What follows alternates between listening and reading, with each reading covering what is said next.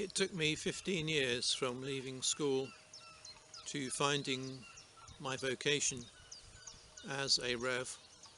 I was ordained at the age of 33, and in those intervening years my life had been rather higgledy-piggledy, jumping from one thing to another, nothing quite working out in the way I had planned or expected. I'd had a number of temporary employments, none of which really worked out, all of which made me feel like I was a square peg in a round hole, until I found my proper path as a reverend, being ordained at the age of 33. And very shortly, perhaps only 2 or 3 weeks before I was ordained in 1996, I woke up one morning, perhaps it was a Saturday morning. I had half an hour to lie in bed and allow my thoughts to cogitate, and I contemplated my life. Here I was, finally finding the right career path, and knowing that the 15 years since I'd left school had been pretty messy and random and haphazard. And I thought to myself, God's guiding hand has taken me to this point, but it would be lovely to be assured, to know, to be able to see that he had led me through the last 15 years, even though they seemed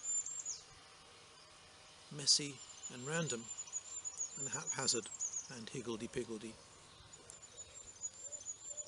And I thought about my life up till that point, and all the places I'd lived, from the place near London where I was born and grew up, and then moving over to the west, and then over to East Anglia, and then back to the West Midlands again, and then near Cambridge, and then the East Midlands, where I went to Vicar Training College. And I pictured those points on the map of England in my mind, and suddenly I had a strange thought that had never occurred to me before. If you looked at those points and joined the dots, they formed a spiral going inwards rather neatly. Can that be correct? I thought to myself.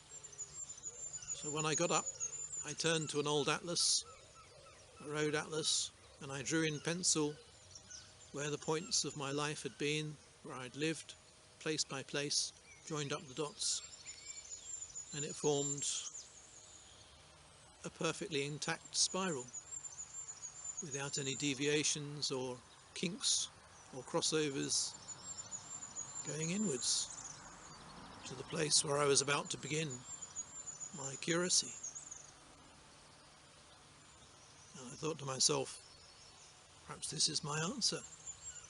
Perhaps God is indeed telling me that his hand of providence has led, in spite of the fact that circumstances can feel haphazard and higgledy-piggledy and messy and strange, and sometimes you think, oh, I made the wrong decision there, I went the wrong way. But no, there is a hand of providence at work, and I took that as an encouragement. And when the time came for my ordination service,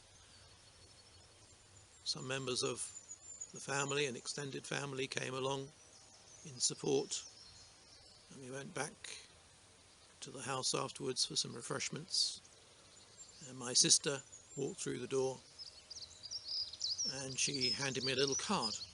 She likes to make her own cards for birthdays and such like, and I opened the card, and when I saw what she'd drawn on the card, my mouth must have dropped open, and I stood there rather stunned. And I said to her, "How come you've drawn a spiral?" And she said with disarming simplicity. Well, I couldn't think what to do, so I just did anything. And I have her little spiral card in a frame. Her spiral goes in the same direction as mine on my map, but she didn't know anything about my spiral on my map. I hadn't said anything to her. It was a strangely intuitive moment. And after my curacy, I had one more local move as a vicar, which completed the spiral and took it one step further inwards, as it were, in that county in Leicestershire. I noticed on my sister's card that she'd drawn the spiral in different colours. A line, a section, followed by another and another. And when I counted them, I realised they formed the same number as the moves I'd had in my life.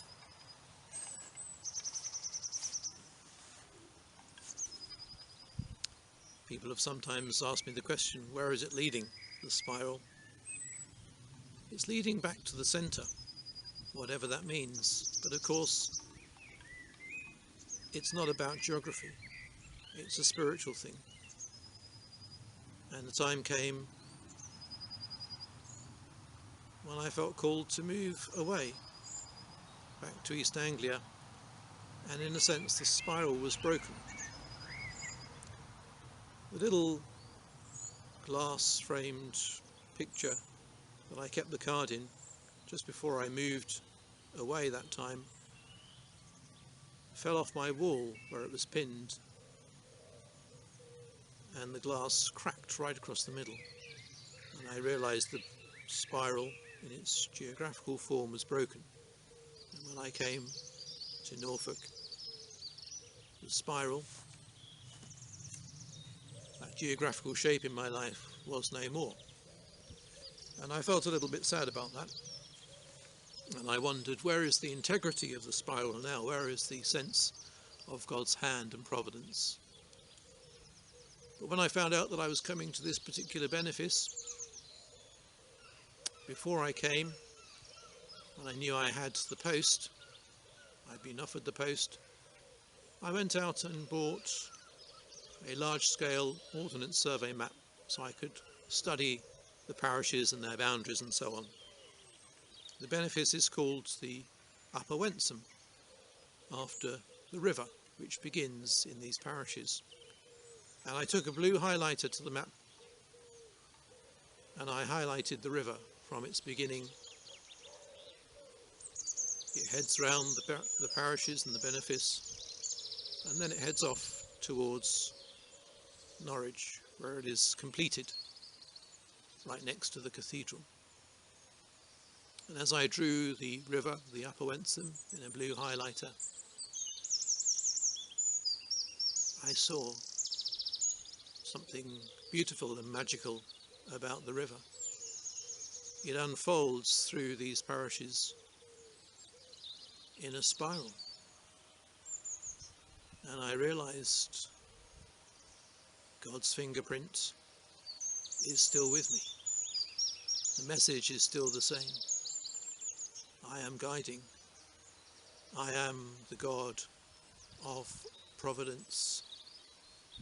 I have your destiny in the palm of my hand. I have a map. I know what I'm doing. And at every step you will know that there is a design. And so the logo we have for our benefice includes within it a spiral representing the river and representing so much more.